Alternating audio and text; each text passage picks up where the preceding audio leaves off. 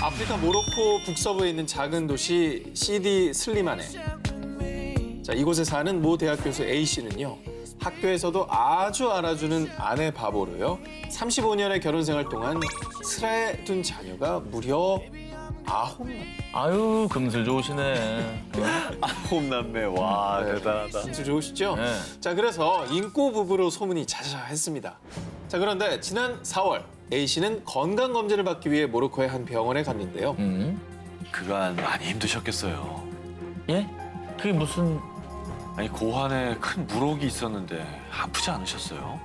A씨의 오른쪽 고환에 큰 물혹이 있다는 검사 결과가 나온 겁니다. 자, 그런데 문제가 된 진단은 바로 이거. 자녀 문제 때문에 고민이 많으셨겠어요. 그래도 요즘 뭐 자녀 없이 사는 분들 많잖아요. 뭔 소리예요? 즉 35년 전부터 낳은 첫 아이부터 줄줄이 무려 9남매가 자신의 친자가 아니었다는 사실을 알게 된 겁니다. 남편의 갑작스러운 추궁에 끝내 입을 열지 못한 아내. 결국 남편 A씨는 정신적인 충격과 배신감에 아내를 간통죄로 고소. 법원 역시 의심의 여지 없는 불륜이다라며 남편의 손을 들어주었다고 합니다.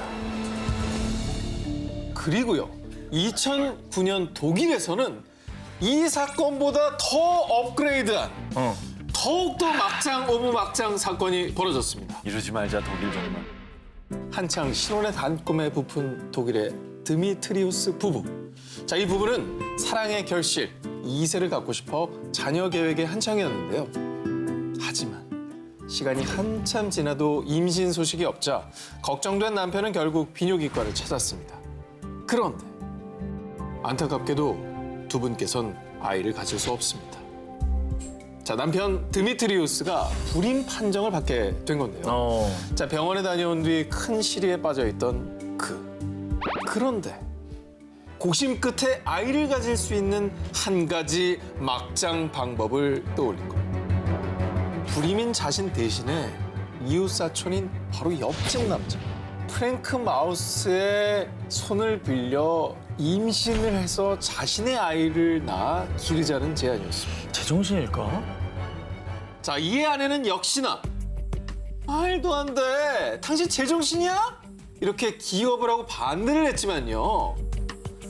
여보, 제발 한 번만. 우리만 비밀로 하면 아무도 모를 거야. 하며 아내를 설득했고요. 이 황당한 제안을 들은 옆집 남자는 한술 더 뜹니다. 자처한 겁니다. 내가 해보겠다. 내가 한번 해보겠다고 나선 겁니다. 그리고 본인의 아내를 설득하기 시작하는 겁니다. 자, 이로써 막장 이웃들끼리 성사된 막장 계약. 장작 6개월간 옆집 남자와 아내가 관계를 맺었는데 웬일인지 아이 소식은 또 감감무소식이었습니다. 답답한 나머지 남편 드미트리우스는 옆집 남자를 끌고 가서 마우스와 함께 비뇨기과를 찾아갔습니다. 그런데 안타까운 소식이네요. 마우스 씨는 불임입니다. 불임입니다. 자, 검사 결과가 나온 뒤 계약을 의뢰한 남편 드미트리우스는 화를 주체할 수 없어서 아주 난리가 났습니다. 그런데 옆집 남자 마우스는 무슨 일인지 넋이 나간 동안 아무 말도 하지 못했습니다. 그러더니 갑자기 본인의 아내에게 전화를 걸었습니다. 너 어느 놈이랑 바람 피웠어? 애들 아빠 누구야? 이웃집 마우스 부부에게도 두 자녀가 있었던 겁니다. 야, 뜻밖의 옆집 남자는 이번 일을 통해서 아내의 외도 사실을 강제로 알게 된 겁니다. 어떡하냐. 묘한 아우라를 내뿜는 이 남자의 사진은요. 미국의 유명 톱 모델이 아니라 머그샷. 즉 경찰이 범죄자 얼굴을 기록용으로 찍은 그 머그샷인데요. 아니, 가끔 가다가 되게 유명인들이 어이없이 체포돼가지고 머그샷 공개되는 적이 있었잖아요. 흉한 머그샷들이 나오죠. 맞아. 저는 기억에 남는 게 그 로버트 다우니 주니어. 그렇죠. 네. 로다주가... 로다주가 옛날에 사고 많이 쳤었잖아요. 아, 진짜? 머그샷 찍고 막 그랬었어요. 이 사진 속의 남자의 이름은 제레미 믹스. 지난 2014년 미국 캘리포니아주의 스톡턴에서 소총, 실탄 등의 불법 무기를 소지한 죄로 경찰에 체포됐는데요. 그의 머그샷이 올라오자마자 단 일주일 만에 무려 10만여 명이 좋아요를 누르면서 엄청난 화제가 됐습니다. 잘생기고 봐야 돼. 그리고 정말 운 좋게도 모델 유망주들이 소속돼 있는 한 매니지먼트에서 내가 지금부터 당신을 구제해주겠어. 우리 매니지먼트와 계약합시다. 이렇게 감옥에 있던 제레미에게 모델을 제안. 뭐 본인은 손해볼 거 없잖아. 없죠. 그렇죠. 네. 한편 제레미의 모델 계약을 그 누구보다 기뻐한 이가 있었으니 바로 그의 아내 멜리사 믹스. 간호사인 그녀는 남편이 감옥에 가 있는 동안 남편이자 아빠의 부재가 느껴지지 않게 일과 가사 그리고 두 아들을 더 살뜰히 챙겼고요. 또 매주 남편 제레미를 찾아가서 옥바라지에도 정성을 다했습니다. 참 이렇게 성실한 아내를 보니까 좀 이렇게 마음이 약간 따뜻해지고 그러는데 해피엔딩이면 좋겠는데 아내가 너무 착한데. 자, 그리고 제레미는요, 2016년에 출소하자마자 명품 브랜드의 모델, 또 쇼에도 오르며 신예 모델로 이름을 떨치기 시작했습니다. 와, 몸 봐. 저 사람은 그냥 타고난 모델이네. 그런데 거봐. 이 가족의 행복은 그리 오래가지 않았습니다. 나 이번 주말에도 해외 스케줄이 있어. 그리고 일하는데 전화 좀 하지 마라. 어? 잦은 해외 일정을 핑계로 가족에게 무관심해진 남편. 아내 멜리사는 조금씩 불안해졌습니다.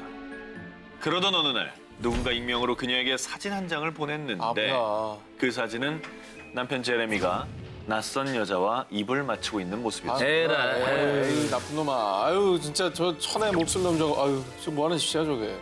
알고 보니 제레미는 가족을 배신하고 영국의 유명 스파 브랜드의 상속녀와 불륜을 저지르고 있었던 겁니다. 아유.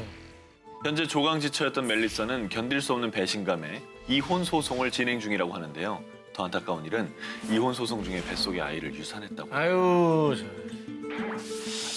처벌받아야 될 것 같아 저런 사람. 다시 좀 옥으로 들어가면 안 됩니까? 그런 생각이 많이 들더라고요. 배신으로 얻은 행복, 단언컨대 곧 물거품처럼 사라질 겁니다. 자, 2016년 미국의 한 유명 너튜버가 올린 한 영상. 자, 무려 1,400만 뷰를 돌파하며 미 전역에 큰 충격을 안겼는데요. 영상 시작부터 막장 오브 막장 그 자체. And recently I found out that my wife's been cheating on me. Yeah, I caught her meeting a guy only a few blocks from my home. 자, 과연 그에게는 어떤 사연이 있었던 걸까요? 결혼 18년째를 맡고 있는 존과 도나는 금슬 좋은 부부였습니다. 하지만 최근 들어 아내 행동에 부쩍 수상함을 느낀 존. 갑자기 야근을 한다며 밤 늦게 들어오거나 휴일마저도 출근을 해야 한다고 한 건데요.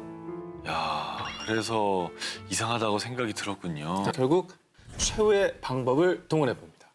그것은 바로 드론. 드론으로요? 아, 드론을 띄웠군요. 야, 드론으로 뭐 저기 미행시켰나요? 그 드론이 소리가 많이 큰데.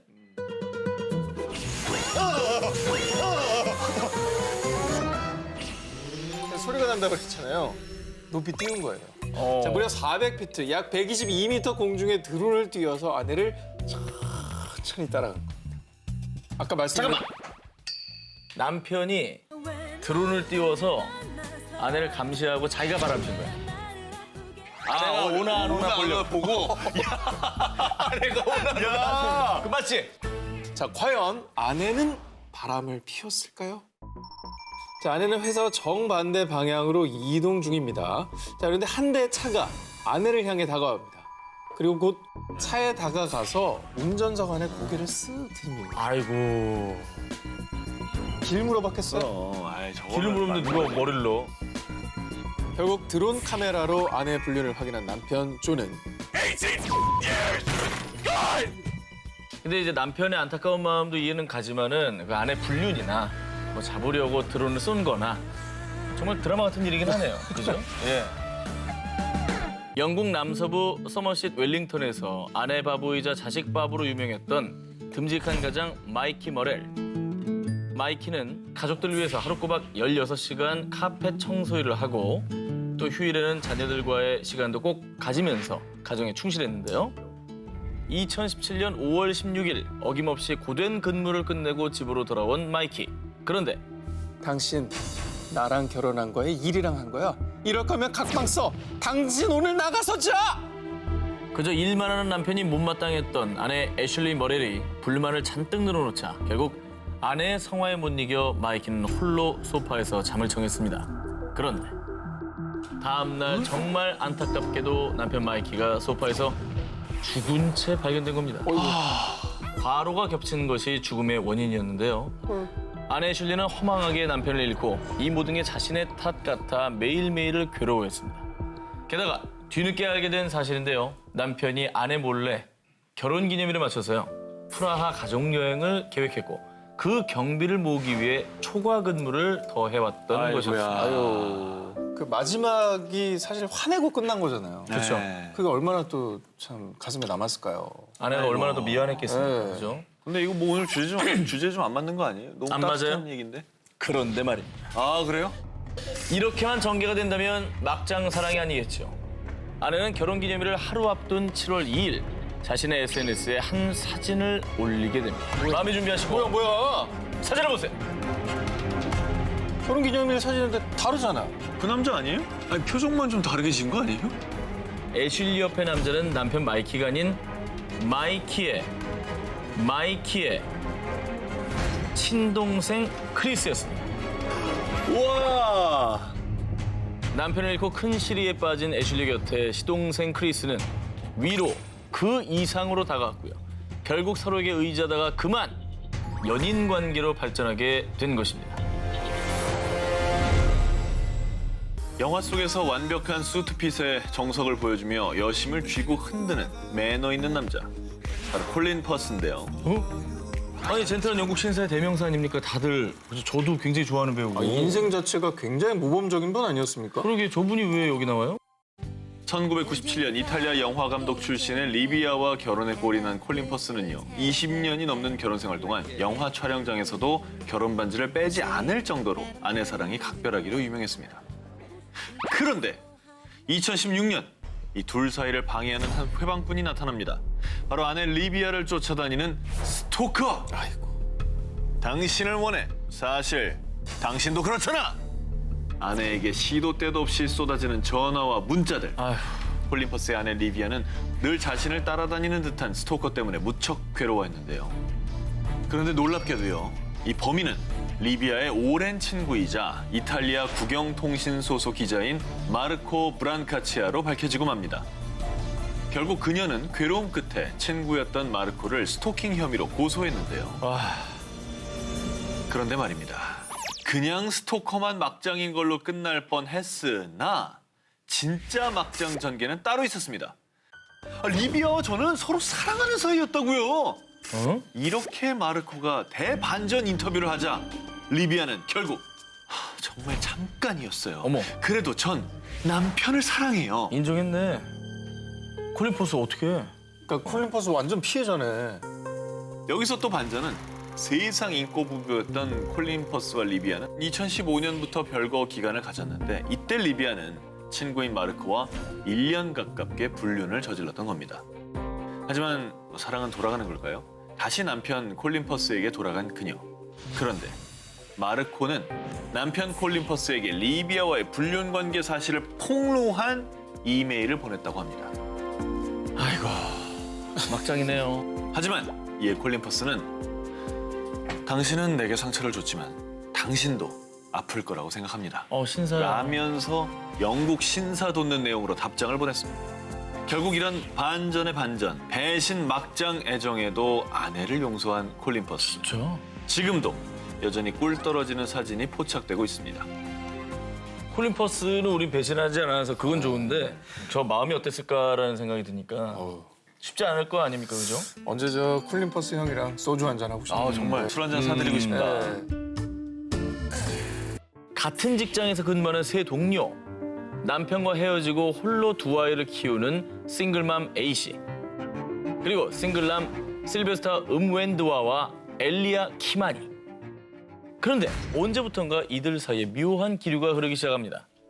바로 싱글남 실베스터와 엘리아가 여직원 A씨에게 동시에 사랑에 빠지게 된 것이죠. 그리고 그녀 역시 자신에게 온갖 애정을 쏟는 두 남자를 모두 사랑하게 됩니다. 나는 그녀를 절대 포기할 수 없어. 나는 그녀에게 모든 걸 해줄 수 있어. 네가 포기해. 그렇게 이 용광로 같은 두 남자의 사랑은 무려 4년간 이어졌습니다. 여자가 한 명을 선택해야 되는 거 아니에요? 뭐 보통 네, 삼각관계는 그렇게 정리가 되잖아요. 그러니까 뭐 선택 안 당한 남자는 뭐 슬프지만 네. 뭐 잠시 슬퍼하다가 또 딴 데 가야 되는 거고. 그렇죠. 네. 문제는 이 삼각관계의 주인공인 A씨가 두 남자를 똑같이 사랑한다는 것이었습니다. 그러니까 40도 대 51도 아니고 똑같이 사랑해요. 어떻게? 어렵다. 선택 불가한 상황이 된 것이죠. 그런데요, 이들의 사랑과 전쟁 같은 사이를 옆에서 쭉 지켜본 이가 있었으니 두 남자가 한 여자를 두고 싸울 때마다 중재했던 아드하라 압둘라만 경찰. 그런데 이 압둘라만 경찰이 싸움을 종결시킬 막장급 솔로몬 아이디어를 제시합니다. 아이고 계속 싸우지 말고 그냥 셋이 같이 살아요. 바로 셋이 같이 살라고 한 거죠.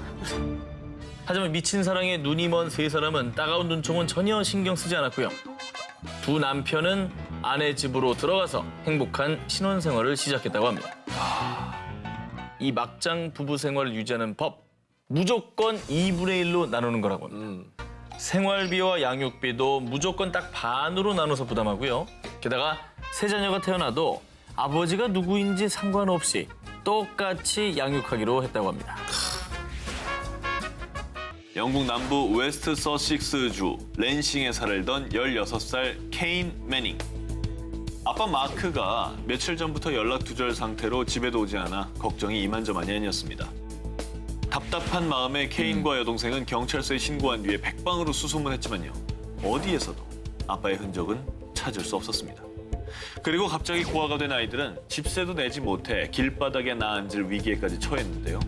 그런데 그때 얘들아, 아빠 아직도 연락 안 되는 거지? 연락 올 때까지 아저씨랑 지내자. 아저씨도 아빠한테 계속 연락해볼게. 아빠의 절친이었던 콜린 게일이 친구의 실종 소식을 듣고 자녀들이 걱정돼 찾아온 것이었습니다. 그리고 영국 남동부 브라이터에 있는 자신의 집에 데려가 편히 지낼 수 있도록 했는데요. 그렇게 남매가 콜린 아저씨를 아버지처럼 따르며 함께 산 지도 2년이 훌쩍 지났습니다. 그런데 2016년 5월 콜린, 당신을 긴급 체포한다.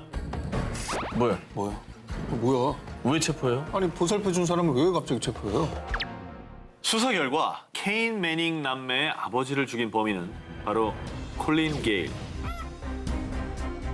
친구 마크에게 약 2천만 원의 빚이 있었는데 이를 제때 갚지 못하자 2014년 4월 신랑이 끝에 몸싸움까지 벌어졌고요.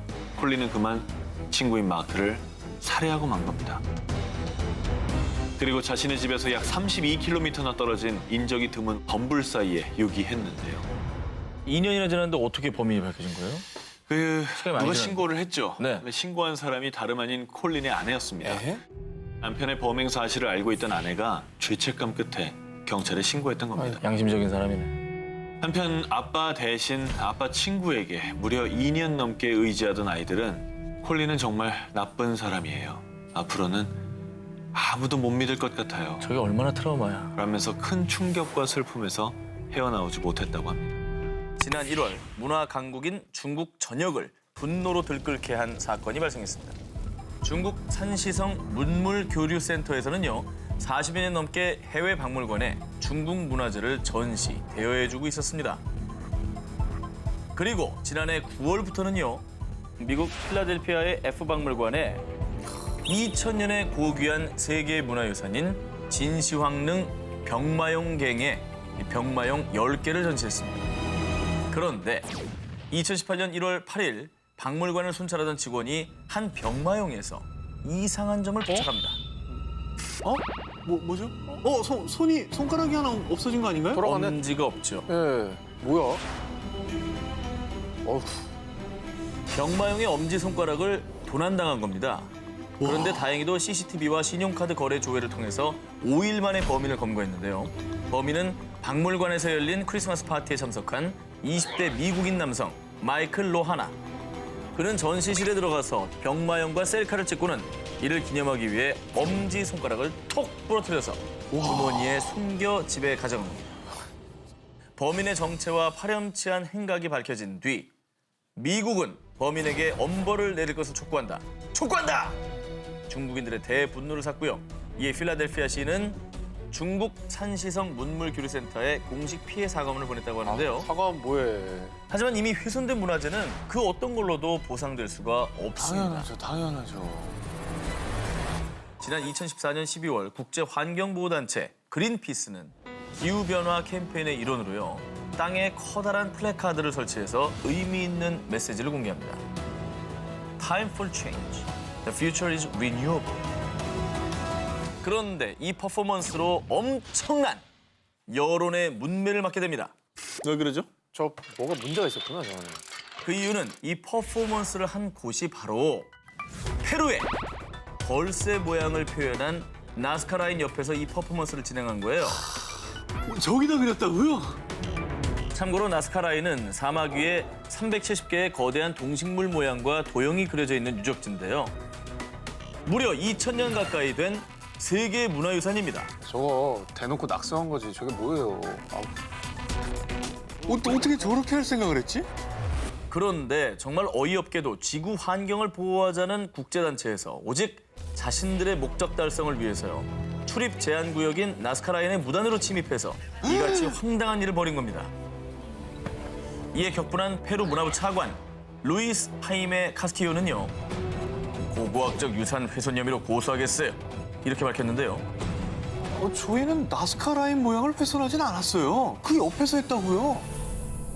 그린피스 측에서는 정말 뻔뻔한 태도를 보이며 잘못을 인정하지 않았습니다.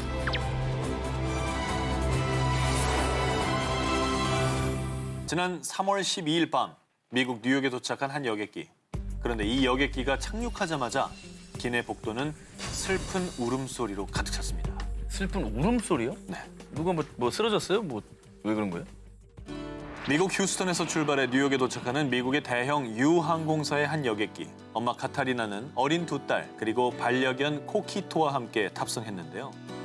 코키토, 좀 이따 만나자. 그녀는 반려견 코키토와 인사를 나눈 뒤 강아지가 들어있는 가방을 좌석 아래 놨습니다. 그런데 그때 한 승무원이 카타리나에게 다가왔습니다. 고객님, 가방은 짐칸에 넣어주십시오. 하지만 카타리나는 미국 교통안전청의 규정에 따라 기내 반입이 허용된 반려견 가방을 준비했고요. 사전에 안내받은 항공사 규정에 따라 좌석 아래에 가방을 둔 건데요. 저는 규정을 다 체크하고 강아지를 데려온 겁니다. 아니 근데 짐칸에 넣으라니요? 그런 말은 없었어요. 가방은 여기 둘 수 없어요. 얼른 짐칸에 넣으세요. 하지만 승무원의 태도는 강경했습니다. 그녀는 반려견 코키토가 든 가방을 어둡고 비좁은 짐칸에 넣을 수밖에 없었습니다. 어떡해. 그런데 얼마 뒤 머리 위에서 코키토의 신음이 새어나오기 시작했습니다. 하지만 때마침 반복적인 난기류가 발생해 카타리나가 좌석에서 일어나 짐칸을 열어볼 수 있는 여건은 허락되지 않았고요. 승무원 또한 무관심으로 일관했습니다. 코키토 얼마나 힘들었을까. 어둡고 얼마나 무서워요. 그렇죠. 예. 무슨 상황인지도 모르고. 그 정도만이었으면 얼마나 다행이었겠습니까? 근데 그런데 약 3시간 30분의 비행 끝에 뉴욕에 도착한 카타리나. 그녀는 곧바로 짐칸의 문을 열어 코키토가 들어있는 가방을 꺼냈는데요. 반려견 코키토의 숨소리가 더 이상 들리지 않았습니다. 어머머머머. 그리고 함께 여객기를 탄 한 탑승객이 이 모습을 SNS에 올리면서 세상에 알려졌는데요. 비난의 중심에 있던 승무원은 가방 안에 강아지가 들어있는 줄 몰랐어요. 뭔 개소리야. 라면서 황당한 변명을 늘어놨습니다. 여기에 또 비난이 거세지자 결국 유항공사는 사과 성명을 냈다고 합니다. terrible event happened and it should have never ever happened and I just want to know everybody in the 그런데 말이죠. 네. 이 항공사의 이 끔찍한 만행이 더 속속 드러나게 됩니다. 지난 2017년 세계를 충격에 빠뜨렸던 영상이 있는데 보시자마자 두 분 기억하실 겁니다. 폭력적으로 승객을 비행기에서 끌어내린 이 사건 역시 유항공사의 이야기입니다. 저게 말이 되냐고. 정원보다 더 많은 항공권을 판매한 유항공사. 결국 좌석이 부족해지자 유항공사는 마음대로 컴퓨터 추첨을 통해 강제로 자리를 양보해야 할 4명의 승객을 뽑았습니다. 이 뽑힌 4명 중에 베트남계 미국인 내과 의사 데이비드 다우가 포함돼 있었는데요. 내일 중요한 수술이 있습니다. 저는 절대 이 비행기에서 내릴 수 없습니다. 다우는 다음 날 오전에 수술이 있다며 하차를 거부했습니다. 그런데 몇 분이 지났을까요? 갑자기 건장한 2명의 남자가 다우의 양팔을 잡고 자리에서 끌어냈습니다. 이들은 공항 경찰들. 이에 다오는 강하게 저항했지만 좌석 손거리에 얼굴이 부딪혀서 피가 나고 와. 바닥에 옷이 쓸려 정말 만신창이가 된 채 다오를 질질 끌어냈습니다. 피 흘리면서. 승객들이 뭐라 하는데도 저를 끌고 네. 나간다? 정신 나갔어. 이 처참한 모습은요, 다른 탑승객들이 영상을 찍어서 만천하에 공개했고요. 승객에게 결국 무력까지 행사한 유항공사는 큰 지탄의 대상이 됐습니다. 한편 이런 논란이 계속되자 유항공의 CEO는 공식적인 발표를 내놨는데요. 다오 씨는 무척 공격적이었고 저희는 규정에 따른 절차였습니다. 라면서 되려 모든 책임을 피해자인 다오에게 돌렸다고 합니다. 정말 이보다 더 최악일 수 없는 유항공사의 인면수심 서비스. 고객의 안전이 최우선이어야 할 곳에서 철저한 교육과 서비스 정신이 재확립되지 않는다면 전 세계가 정말 차갑게 돌아설 겁니다. 이곳은 남아프리카 공화국의 한 의류 매장입니다. 사람들의 거친 발길질에 와르르 쓰러지는 마네킹, 바닥에 널브러진 옷까지, 또 부서진 행거 등으로 매장은 난장판이 되었는데요. 매장에서 이 난리가 벌어진 이유, 올 1월 초 스웨덴의 유명 의류업체인 H사의 한 광고 때문입니다. 이하의 가슴팍에는 coolest monkey in the jungle, 정글에서 가장 멋진 원숭이라고 적어놓은 겁니다. 어머머. 자, 보통 원숭이라는 이 표현이 백인들이 유색 인종들을 비하할 때 쓰는 대표적인 인종차별 문구였던 겁니다. 머리에 뭐가 든 거냐, 저걸. 저거 뭐 재밌어서 한 거예요? 뭐 무지해서 한 거예요? 뭐예요 도대체? 게다가 이 논란에 더욱더 부채질을 한 건 백인 어린이가 입은 옷에는 Mangrove Jungle Survival Expert, 뭔가 묘하게 우월감이 드러난다고 하죠. 전문가, 뭐 이런 단어. 그러니까 충분히 오해할 만한 그런 글귀가 새겨져 있던 겁니다. 그러니까 의도했든 안 했든 간에 저 조심했어야죠. 저 뭐 하는 거예요, 저게? 백인들만 이 옷을 산다고 착각하고 있다. 광고를 보자마자 충격과 수치심을 느꼈다. 이렇게 전 세계적인 비난이 빗발치기 시작했고요. 그 중에서도 특히 인종차별 광고에 가장 크게 분노한 곳이 바로 남아프리카 공화국. 지난 1월 13일 이 H사의 인종차별적인 광고에 격분한 남아공의 국민은 거리로 뛰쳐나와 시위를 벌였고요. 급기야 H사의 매장 2곳을 급습했던 겁니다. 자, 결국 걷잡을 수 없이 커진 파문들로 H사는 자신들의 무지를 인정하며 곧바로 광고를 내렸고요. 문제가 된 옷의 판매를 전면 중단했습니다. 자, 한편 흑인 예술가들은요, 상처받은 흑인들을 위해 아이의 가슴에 정글의 왕, 나를 왕이라고 불러라 등의 문구로 광고를 재해석해서요, SNS에 올리는 캠페인을 진행하기도 했습니다. 2018년 2월 건장한 산의 4명이 한 오랑우탄을 향해 가차없이 총을 쐈습니다. 야, 쓰러졌다! 우리가 이겼어! 수백 발의 총성이 끝난 뒤 푹 쓰러진 오랑우탄에게 달려간 남성들. 그런데 오랑우탄 몸이 맥없이 풀리자 손에 쥐고 있던 게 툭 떨어졌는데요. 그것은 바로 작은 파인애플 조각이었습니다. 무슨 일이었을까요? 뭐죠? 파인애플 때문에 야생동물을 죽인다고요? 인도네시아 보르네오 섬에 사는 농부 무이스는 파인애플 농장을 관리하고 있었는데요. 어디선가 나타난 오랑우탄이 자신의 파인애플을 먹는 걸 보자 급 화가 치밀어 올랐습니다. 그리고 그는 곧바로 공기총을 쐈고요. 놀란 오랑우탄은 소리치며 도망쳤는데요. 저놈의 오랑우탄 저거 내가 씨를 말려버리겠어요. 무이스는 이성의 끈을 놓고 맙니다. 겁에 질린 오랑우탄은 그 사이 호숫가 옆 나무 위로 급히 몸을 숨겼는데요. 무이스는 장총을 든 이웃 주민 3명과 함께 나타나 오랑우탄을 빠르게 포위. 그리고 그때부터 잔인한 총질이 시작됐습니다. 차마 눈 뜨고 볼 수 없을 만큼 피로 범벅이 된 오랑우탄. 특히 이 오랑우탄은 세계 자연보전연맹이 지정한 멸종위기종인 보르네오 오랑우탄으로요. 주민들의 지나친 농장 확대로 자연에서 더 이상 먹을 것을 구할 길이 없자 농장까지 살기 위해 내려온 겁니다. 그러니까 마냥 비난하긴 그렇지만 결국 그들의 삶을 우리가 먼저 침범했기 때문에 그렇죠. 벌어진 일 아니겠습니까? 간신히 숨이 붙어있던 오랑우탄은 몇 시간 못 버티고 결국 죽고 말았는데요. 부검 결과 농부들이 쏜 130발의 총알 중 무려 70발의 총알이 머리에 박혀 있었다고 합니다. 정당방위라고 할 수는 없는. 없죠. 네. 과잉 방어죠. 정말 국제적인 대분노를 일으킨 이 사건. 법원은 천연자원과 생태계 보전법 위반 혐의로 무이스와 3명의 농부에게 징역 5년을 선고했습니다. 자, 그리고요. 여기 인간의 더러운 탐욕 때문에 잔혹한 살육을 당한 동물들도 있습니다. 태국 칸차나부리주에 있는 왓 파로앙 타부아 불교 사원. 이곳은 태국에서도 승려와 맹수인 호랑이가 조화롭게 살아가는 것을 볼 수 있는 유일한 사원입니다. 일명 호랑이 사원이라 불리며 전 세계 관광객들의 인기 관광지로 등극을 했는데요. 그런데 승려들이 새끼 호랑이들을 죽여서 팔고 있어요. 2016년 4월 평화로운 호랑이 사원의 추악한 이면을 알린 한 제보. 이 충격적인 제보를 받고요. 경찰과 수의사, 야생동물 전문가들은 사원을 급습했습니다. 그런데 그곳에서 정말 처참한 현장을 목격하고 맙니다. 사원 내에서 호랑이 이빨로 만든 장신구와 가죽, 심지어는 불법 적출한 장기가 1,500개 이상 발견된 겁니다. 그리고 차마 눈뜨고는 볼 수 없었던 모습.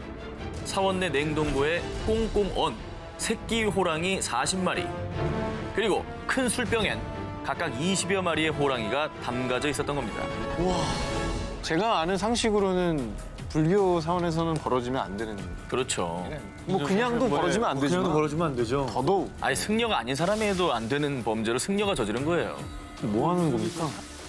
그런데 이 모든 범행이 밝혀졌는데도 승려들은 뻔뻔 그 자체입니다.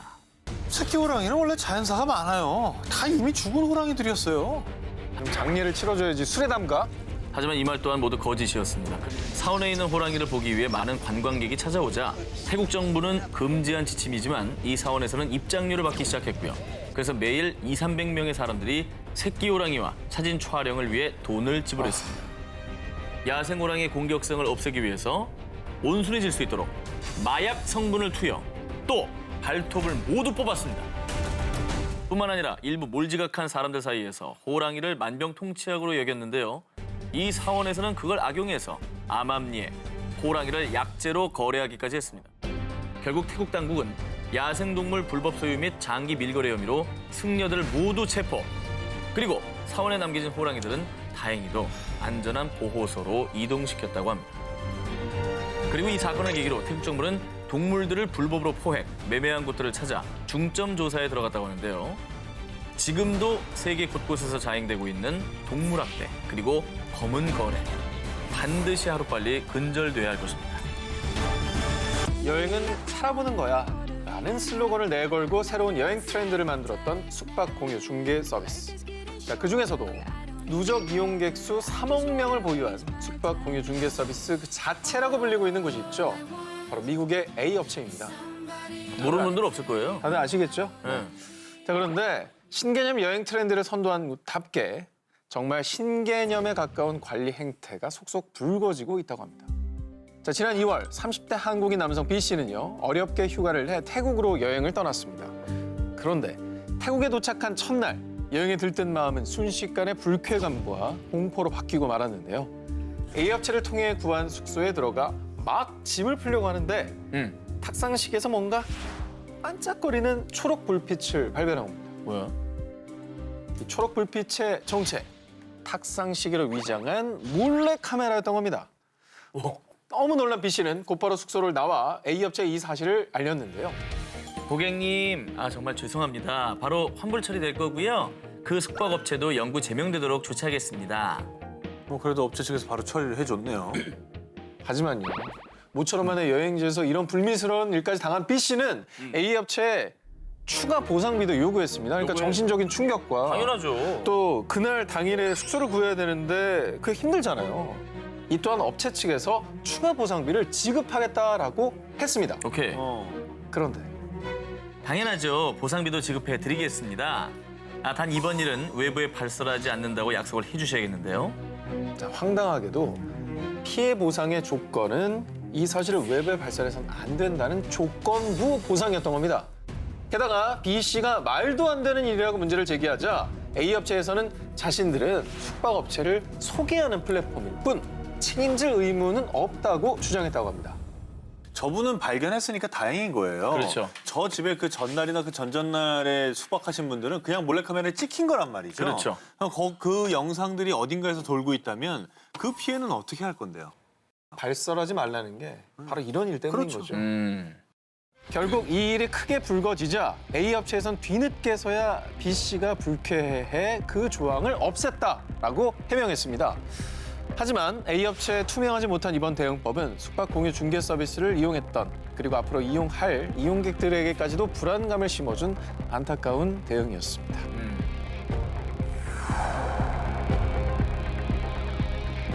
지난 2월 17일 이날은 일본 혼슈 중부지방의 아이치현에서 세계 각국의 군복을 입고 사진 촬영을 하는 제1회 군장제가 열렸습니다. 그런데 말입니다.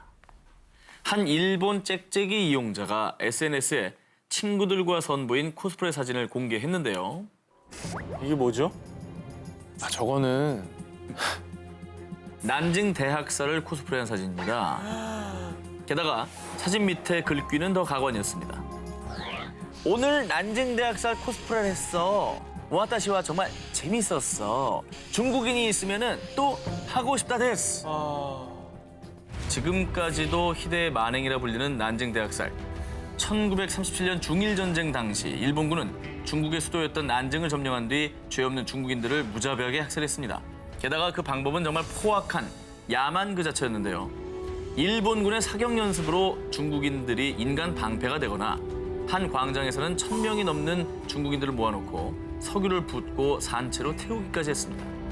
그렇게 잔인하게 살해된 무고한 중국 국민은 무려 30만 명. 그래서 중국은 2014년부터 난징 대학살이 시작된 12월 13일을 국가 추모일로 제정해 희생자의 넋을 기리고 있는데요. 그런데 이 난징 대학살 추모를 치른 지 몇 개월도 안 되는 시점에 이 말도 안 되는 사진이 SNS에 올라온 것이죠. 끔찍한 역사를 제대로 알지 못한 채 전쟁 범죄를 마치 놀이처럼 재현한 건데요. 정말 무지함이 빚은 만행이라고밖에 볼 수 없습니다. 이 사진이 공개된 뒤 중국 국민들은 물론 일본 국민들까지도 너희는 일본의 수치다. 당장 문제의 사진을 삭제하라. 라며 분노의 목소리를 높였고요. 또 대신 사과를 하고 싶다는 일본인들도 많았다고 합니다.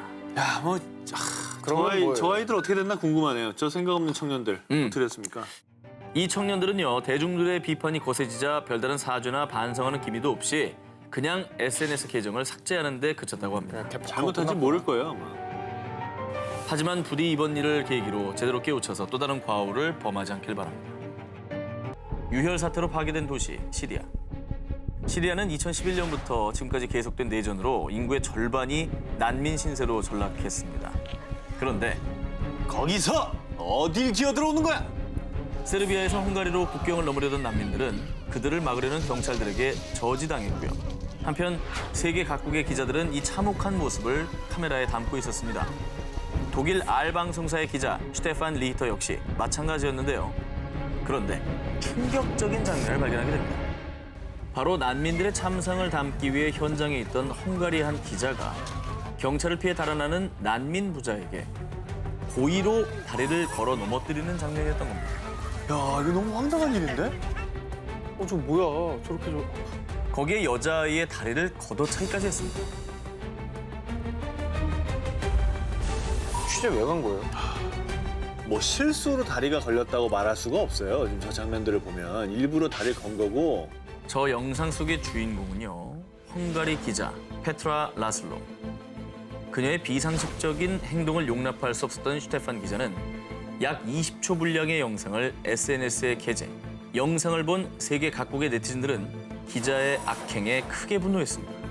이렇게 논란이 거세지자 페트라 라슬로 기자는 갑자기 수백 명의 난민이 달려들었어요. 정당방위였어요.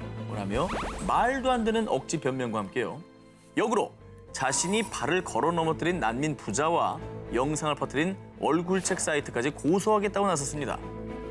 반성을 하긴커녕 더 뻔뻔한 모습으로 나오는 그녀를 두고 논란이 점점 거세지자 페트라 라슬로 기자가 재직 중이던 헝가리의 N방송사는 그녀를 해고했습니다. 이후 헝가리 법원에서도 법정에선 그녀에게 사회적 규범에 어긋나는 행동이라는 판결과 함께 보호관찰 3년을 처분해 그녀의 악행을 심판했습니다. 2018년 3월 15일 인도네시아 수마트라 북부 우타라주에 있는 챔페닥로방 마을의 한 초등학교. 초등학교 교사 A 씨는 수업 전에 여느 때처럼 숙제 검사를 했습니다. 그런데 선생님, 저 숙제한 걸 두고 왔어요. 너 숙제 안 해놓고 거짓말하는 거지? 아이가 거짓말을 한다고 생각하고 화가 단단히 난 선생님은 아주 혹독한 체벌을 내리고 맙니다. 화장실 가서 변기할 거야. 12번은 핥아 거짓말한 거 용서해 줄 수 있어. 저는 그 선생님이 변태 아닙니까? 화가 난 선생님의 말을 차마 어기지 못한 학생은 더러운 변기를 핥게 된 겁니다. 아유 세상에. 살면서 숙제 한 번도 못 해가는 거 그거 있을 수 있는 일이잖아요. 선을 넘었고 저 얼마나 트라우마가 말이 돼 생겼어. 저게. 이 사실을 알게 된 학생의 부모는요. 변기를 핥으라는 체벌은 제정신으로 내린 게 아니라며 크게 분노했고요. 당연히. 네티즌들에게도 큰 공분을 샀습니다. 그런데 정말 더 황당한 일은 학교 교육위원회의 입장. 선생님을 옹호하는 건 아니지만 누구나 실수할 수는 있어요. 라는 공문을 발표한 뒤에 가해 선생님을 그냥 옆 학교로 이직만 시키는 황당한 처벌을 내렸다고 합니다. 그 옆 학교 학생들은 얼마나 떨까? 변기 핥을까 봐. 어? 이게 처벌인지도 모르겠어요. 2016년 9월 프랑스 대표 부촌으로 불리는 파리의 에비뉴 포슈. 사우디아라비아의 살만 공주는 프랑스에 방문할 때마다 아지트 같은 자신의 아파트에 머물렀는데요. 그러던 어느 날 아파트의 방 벽면에 균열이 생긴 것을 보고 수리공을 부르게 됩니다. 그런데 찰칵. 너 지금 내 집 찍는 거야? 너 언론사에 팔려는 거지? 어? 저 술이 잘 됐나? 그 체크 한번 하고 있는 거. 시끄러! 저 자식 가만두지 마! 가만두지 마라! 그리고 공주의 명령을 받은 경호원은 수리공의 두 손을 묶은 뒤 머리와 얼굴을 무자비하게 가격했습니다.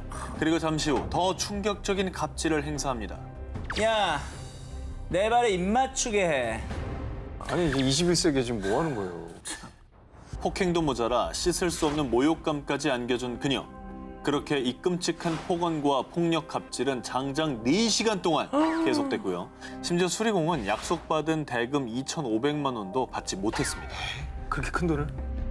그렇게 쫓겨난 이 수리공은 일주일 넘게 꼼짝없이 병원 신세를 지다 결국 그녀를 고소했습니다. 잘했다. 그리고 온몸에 남은 폭행 흔적을 사진으로 찍어 증거로 제출했죠. 그리고 이 엄청난 사건은 프랑스 유명 엘 주간지에 사우디 왕족 프랑스인 수리공을 죽이라고 명령하다라는 기사로 보도됐고요. 프랑스의 전 국민들은 크게 분노했습니다. 처벌 받았나요? 받았을까요? 제발요. 이게 뒷목을 잡을 일이 지금부터 시작인 거죠. 잡을게요. 2016년 12월 프랑스 정부가 폭력, 절도 및 살해 위협 등의 혐의로 살만 공주에게 체포영장을 발부했지만 공주는 이미 자기 나라로 돌아가 버린 뒤였습니다. 그리고 끝까지 뻔뻔하게도 살만 공주는요 외교 면책 특권을 요구했다고 합니다. 면책 특권이 그러라고 있는 게 아닙니다. 그렇습니다. 1988년 일본 요코하마의 한 중학교. 항상 인자한 미소를 띤 다카시마 요헤이 선생은요. 자상하고 따뜻한 성품으로 학생들에게 늘 인기가 많았습니다. 그런데 그해 필리핀에 있는 모 일본인 학교로 파견 근무를 가게 된 다카시마 선생. 그런데 다카시마, 당신을 긴급 체포한다. 당신은 묵비권을 행사할 수 있으며 변호사를 선임할 수 있다. 2014년 1월 필리핀의 한 호텔에서 13살의 소녀 3명과 음란 촬영을 한 것이 발각되면서요. 어머. 온 세상에 드러난 그의 추악한 두 얼굴. 매일 대여섯 명, 많게는 10명의 여성과 성매매를 했고요. 그런데 여기에 더 경악, 더 엽기적인 건요. 그의 더러운 이중 생활은 무려 27년간 계속됐습니다.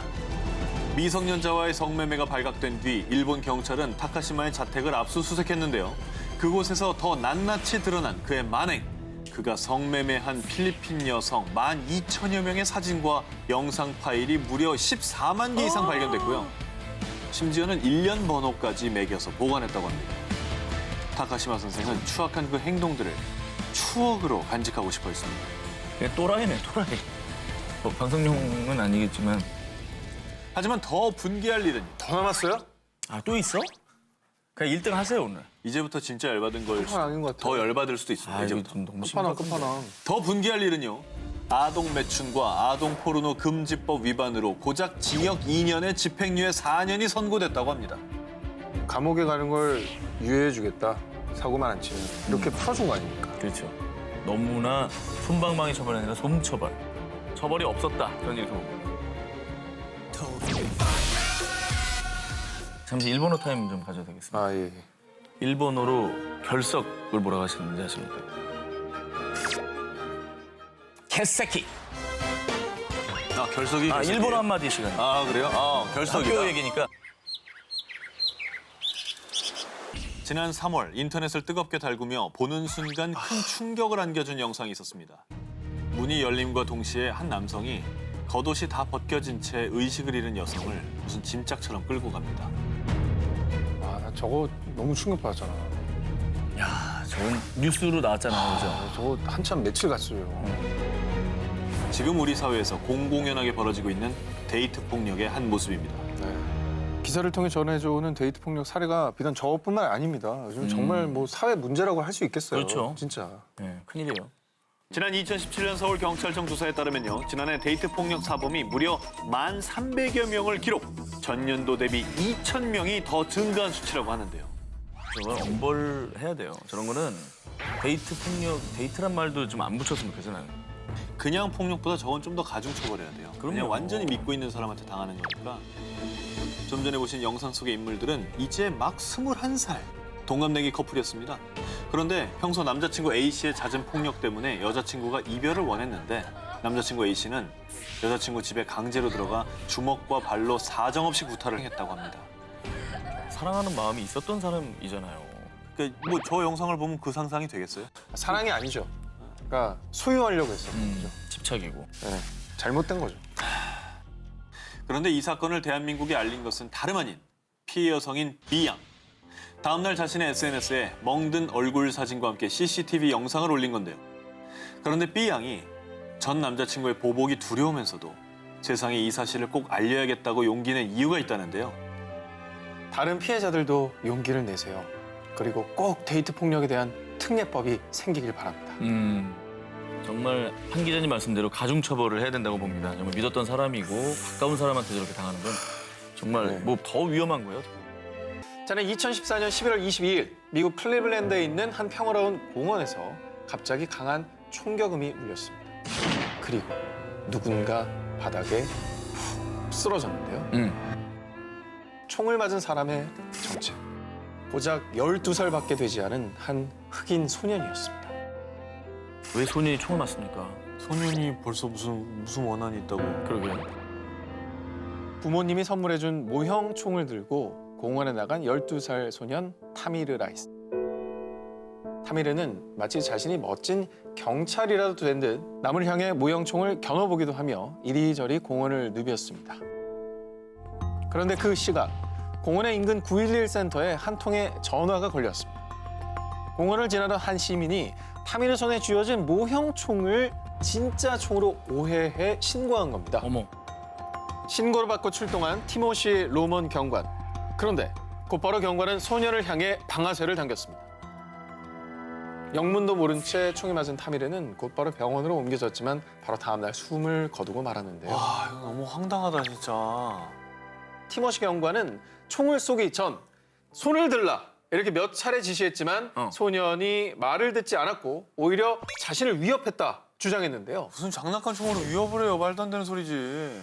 자, 과연 이 말은 사실이었을까요? 자, 이렇게 경찰이 차문을 열고 총을 쏘기까지 걸린 시간은 단 2초. 아니 뭐 경고를 해야 될 거 아닙니까? 출동하자마자 사살을 해버린 건데요. 실제 총이 있어도 경고를 해야 되잖아요. 당연하죠. 보여주신 영상도 너무 빨라가지고 어떻게 된 건지 모를 정도로 삽시간에 이루어진 일이기 때문에 경고 문구를 날렸다는 거는 거짓말로 보여요. 그런데 말입니다. 더 분노가 치미는 일은 법원에서는 티모시 경관의 행동이 정당방위였다며 그를 기소하지 않기로 판결을 내린 겁니다. 자, 무고한 어린 소년의 목숨을 앗아가고도 정당방위라는 이름으로 그가 죗값을 받지 않자 이 판결에 반대하는 시민들이 Justice for 타미르 라이스, 타미르 라이스를 위한 정의라고 적힌 피켓을 들고 법원 앞에서 항의 시위를 이렇게 벌이기도 했습니다.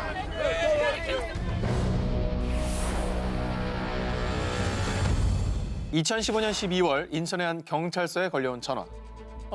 여기 프리한 슈퍼인데요. 6살쯤 보이는 아이가 맨발로 혼자 와서 집도 모른다고 하네. 때로 신고를 받고 급히 출동한 경찰. 꼬마는 정말 말도 아닌 몰골로 허겁지겁 과자를 먹고 있었습니다. 집이 어디냐라고 묻는 말에 보육원에서 도망쳤다는 아이. 자, 이때 경찰은 이상한 낌새를 느낍니다. 아저씨가 너 절대 집으로 안 보낼게.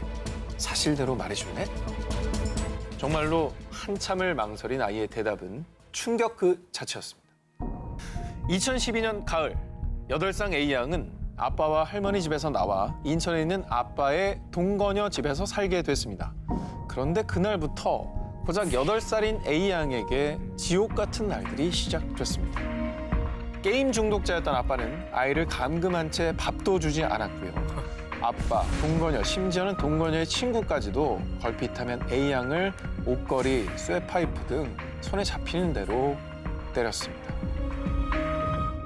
네가 먹는 거 꼴도 보기 싫으니까 먹지 마! 자, A양이 배고픔을 참다 못해 그들이 먹다 남긴 걸 주워 먹어도 노끈으로 손발을 묶고 때린 뒤에 화장실이나 세탁실에 가뒀다고 합니다. 왜 그 목적이 뭘까요? 왜 그러는 거예요? 왜 그러는 왜 애한테 왜 그러는 거예요? 경찰에게 발견될 당시 11살이었던 A양은 온통 멍투성이었고요. 심지어 늑골은 부러져 있었다고 합니다. 그 얼마나 아파요. 이게 성인들도 참기 힘든 거 고통보다 이 안에 있는 고통이 더 심했다는 얘기죠. 살고 싶었던 거죠.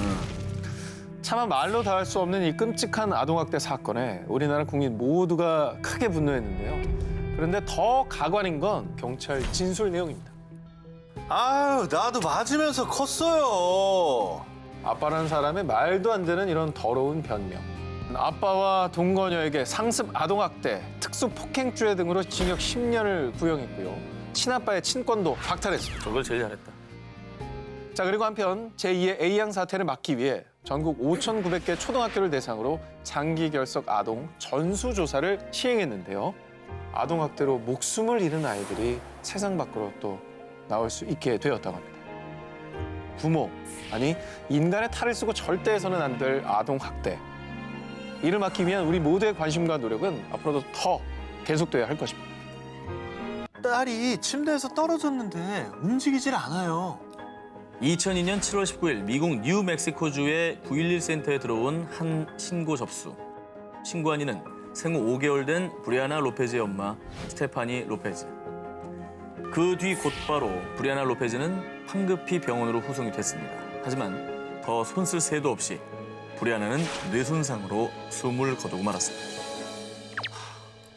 그런데 어딘가 수상한 브리아나의 상태. 두개골, 갈비뼈, 팔다리 모두 골절돼 있었습니다. 몸이 군데군데 찢기고 이빨에 물린 자국이 10곳이 넘었습니다. 의사는 아동학대를 의심해 곧바로 신고. 그 뒤 경찰은 수사에 착수했는데요. 수사 결과는 정말 참담했습니다. 2002년 2월 14일에 태어난 예쁜 공주님 브리아나 로페즈. 하지만 아기는 축복과 사랑 대신 가족들의 학대 속에서 자라게 됩니다.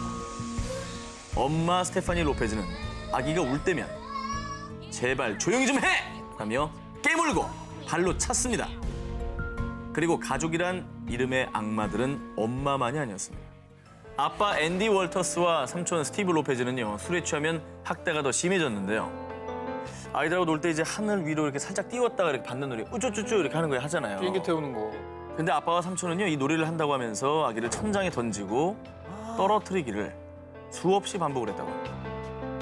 이 끔찍한 학대가 결국 사망의 직접적인 원인이 됐고요. 그리고 갓난아기 브리아나를 수차례 성폭행한 사실까지 수사 결과 밝혀지고 맙니다. 와, 이거 뭐 정말 악마도 야, 네가 나보다 낫다 뭐 이럴 것 같아요. 지옥보다 더 지옥 같은 집, 그리고 가족, 아니 악마들 틈 속에서 5개월을 살고 하늘나라로 떠난 브리아나 로페즈. 그런데 말이죠, 정말 가슴 아픈 건 집에 브리아나의 성장 사진이 단 한 장도 없었다는 점입니다. 아, 이 사진은 뭐예요, 그러면? 지금 보시는 것처럼 아기가 잠자고 있는 예쁜 사진, 사람들이 부검전 사진을 보정해서 올려놓은 거라고 합니다. 그런데 이후에 미국 국민들의 분노를 더 산 거는요, 가족들에게 내려진 말도 안 되는 처벌입니다. 엄마는 학대 방관 혐의로 27년형, 게다가 2016년에는 가석방이 됐습니다. 아빠와 삼촌은 학대 및 성폭행 등으로 각각 고작 63년, 57년형이 선고됐다고 합니다. 그 미국이라고 하면 저 정도가 처벌이 내려서 570년 뭐 이렇게 나와야 되는 거 아닌가요? 역시나 이에 미국 국민들도 크게 분노하고 있는데요. 2005년 뉴멕시코주에서는요, 아동학대로 사망에 이르게 할 경우에요, 최대 징역 18년이었던 법을 최소 30년으로 개정을 했는데 이 법이 피해 아기의 이름을 딴 베이비 브리아나법이라고 합니다. 만약에 살아있었다면 올해로 16살이 됐을 브리아나 로페즈. 부디 이제는 더 이상 브리아나와 같은 아이들이 생겨나지 않길 바랍니다. 나이지리아의 이슬람 극단주의 테러 조직 보코하람. 서양식 교육은 죄악이라는 슬로건을 내세운 극악무도한 집단이에요. 자, 그런데 2014년 4월 정말 큰 사건이 벌어지고 맙니다. 무장한 보코하람이 나이지리아 동북부 치복시의 모 여자 공립학교에 침입. 여학생들은 그 어떤 저항도 하지 못한 채 트럭에 몸을 실을 수밖에 없었습니다. 자, 이렇게 보코하람에 납치된 여학생 수는 무려 270여 명. 교육을 받았다는 것 자체가 이제 죄다. 죄니까요. 그 어떻게 끌려간 학생들은 어떻게 됐어요? 자, 납치한 여학생 중 일부는 반군 대원들과 억지로 결혼을 시켰고요. 보코하람 대원들이 거주하는 소굴로 데려가 성착취까지 일삼았습니다. 결국 이 끔찍한 소식은 전 세계 방송사를 통해 보도되면서 모두가 크게 분노했는데요. 하지만 더 화가 나는 일은 지금부터입니다. 치복 여중생 납치 사건이 있던 날, 수상한 무리를 목격한 지역 공무원들이 수차례 나이지리아군 사령부에 보고했지만요. 이미 많은 군인들이 분쟁 지역에 가 있어서 지원 병력을 보내는 건 어렵습니다. 라며 지원 요청을 거절했고요. 게다가 나이지리아 정부가 보코하람이 협상을 위해 보낸 학생들의 생존 영상을 은폐하다가요. 뒤늦게 미국 C 방송사에 의해 이 영상이 공개되면서 엄청난 국제적 비난에 휩싸이게 됩니다. 아, 진짜 어이가 없네요. 아니, 자기 나라 국민이잖아요. 와. 결국 이를 참다 못해 국제사회가 직접 발벗고 나섰습니다. 당시 프랑스 대통령이었던 플랑스와 올랑드는 나이지리아의 특별 부대를 보내 이들을 도왔고요. 미국과 영국은 각각 수색팀과 안보 전문가를 지원하기로 합의. 전 세계 네티즌들 또한 Bring Back Our Girls라는 해시태그 운동을 벌이며 소녀들의 귀환을 위해 목소리를 높였습니다. 정말 다행히도 이런 각국의 지원과 관심으로요. 약 170여 명의 여학생들이 기적적으로 귀향할 수가 있었습니다. 다행이다. 하지만 안타깝게도 나머지 100여 명의 여학생은 여전히 보코하람의 본거지에 발이 묶인 상태라고 합니다. 아이고. 2015년 중국의 한 온라인 커뮤니티에요. 한 행인이 찍은 사진이 올라왔는데 돼지와 함께 트럭 뒷칸에 있는 한 꼬마. 이게 뭐예요? 저 아동학대 아니야? 이 사진을 보고 큰 충격을 받은 한 자원봉사자들은요. 어렵게 수소문의 소년의 집을 찾아갔습니다. 소년은 허난성 푸양 칭펑현에 사는 샤오홍보 군이었는데요. 저 꼬질꼬질한 손 봐. 소년의 집은 음식물 쓰레기와 악취, 또 온갖 벌레가 들끓는 도저히 사람이 살 수가 없는 환경이었고요. 게다가 샤오홍보가 있는 곳은 집도 아닌 돼지우리였습니다. 아이를 좋아하네? 현장에 있던 사람들은 눈물을 멈출 수가 없었습니다. 그런데 샤오홍보를 돼지우리에 방치한 이는 바로 아이의 부모였습니다. 친부모라고? 네. 샤오홍보의 아버지는요. 저는 아침 일찍 일하러 나가서 아이를 돌볼 수가 없었어요. 라며 말 같지도 않은 변명을 했습니다. 소년의 엄마는 정신이 온전치가 못한 상태였는데요. 그런데 나중에 밝혀진 더 끔찍한 사실은 샤오홍보에겐 3명의 형제가 더 있었는데 엄마의 학대로 아이들은 전부 사망한 상황이었습니다. 다행히도 샤오홍보는 어렵게 연락이 된 친척, 고모에게 맡겨지게 됐고요. 각종 단체에서도 아이를 위한 의료 및 구호품 지원을 했다고 합니다. 하지만 안타까운 일은요. 아이를 이렇게 학대하고 방치한 부모에 대한 처벌이 제대로 이루어지지 않았다는 점입니다. 중국 법상 당사자가 고소하지 않으면 부모를 처벌할 수가 없고요. 또한 어머니가 정신이 온전치 않아 처벌을 받기도 어려운 상황이라고 합니다. 샤오홍보의 사건으로 인해서 중국 내에서도 아동학대 법률의 허점을 지적하며 개선안을 촉구하고 있다고 합니다. 1983년 요르단의 수도 암만에 사는 14살 소녀 루브나는요. 의사의 꿈을 키우는 총명한 아이였습니다. 그런데 이 어린 소녀의 꿈을 짓밟는 사건이 벌어졌는데요. 그녀보다 10살 많은 사촌 오빠 A군. 아이고. 그는 하교 후 집으로 가는 루브나를 그만 성폭행하고 만 건데요. 진짜 너 미친놈 아니냐. 사촌 오빠였습니다. 예. 더욱 참을 수 없이 화가 나는 일은 넌 집안의 수치야.